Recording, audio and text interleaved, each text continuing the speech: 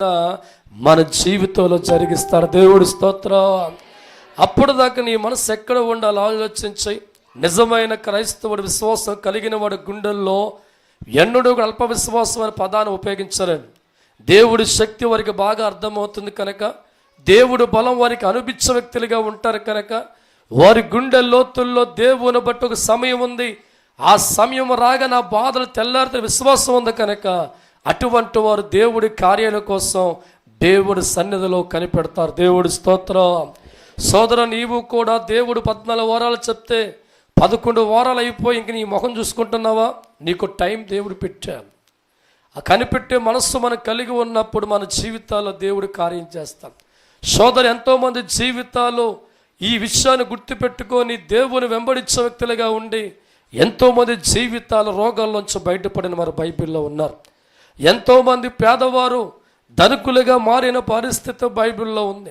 ఎంతోమంది పనికిరాని జీవితాలు, నాకంటూ ఒక సమయం ఉంది, ఆ సమయం వచ్చిన వెంటనే దేవుని జీవితం మారుతా నమ్మి దేవుని వెంబడించే భక్తులు ఎంతోమంది రాజులుగా మార్చబడిన వారు ఉన్నారు. దేవుడి స్తోత్రం. ఈరోజు నీ జీవితంలో కూడా కష్టాన్ని బట్టి దేవుడి దగ్గరకు వచ్చావు, బాధను బట్టి ప్రభు వద్దకు వచ్చావు, నీకున్న రోగాన్ని బట్టి ప్రభు వద్దకు వచ్చావు, మనసులో టైం ఫిక్స్ అయ్యావు, ఆ టైం దాటిపోనుకుంటున్నావు, ఇక ఈయన వల్ల కూడా కాదు. దేవుడి స్తోత్రం. హల్లెలూయా.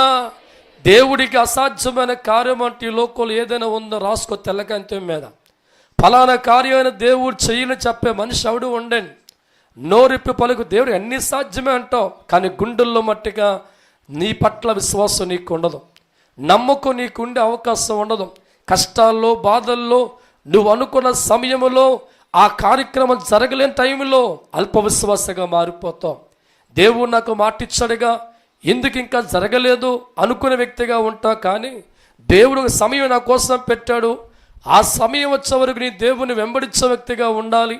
అలా వెంబడించేవాడిగా నేనుంటే నా జీవితం బాగుపడుతున్న తరుణంలోకి దేవుని నమ్మిన ప్రతి వ్యక్తి కనబడాలి. దేవుడి స్తోత్రం.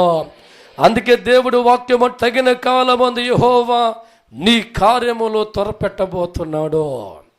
దేవుడి చేతుల్లో ఒక సమయం ఉంది, ఆయన ఒక మైండ్లో టైం ఫిక్స్ అయిపోయాడు. ఆ టైం వచ్చిన వెంటనే ఊహించలేని కార్యాలు దేవుడు ప్రారంభిస్తాం, అద్భుతమైన కార్యాలు దేవుడు జరిగించడం ప్రారంభిస్తాం. నువ్వు కోరుకున్న దానికంటే అధికమైన మేలుతో దేవుడు దీవిస్తూ ఉంటాడు.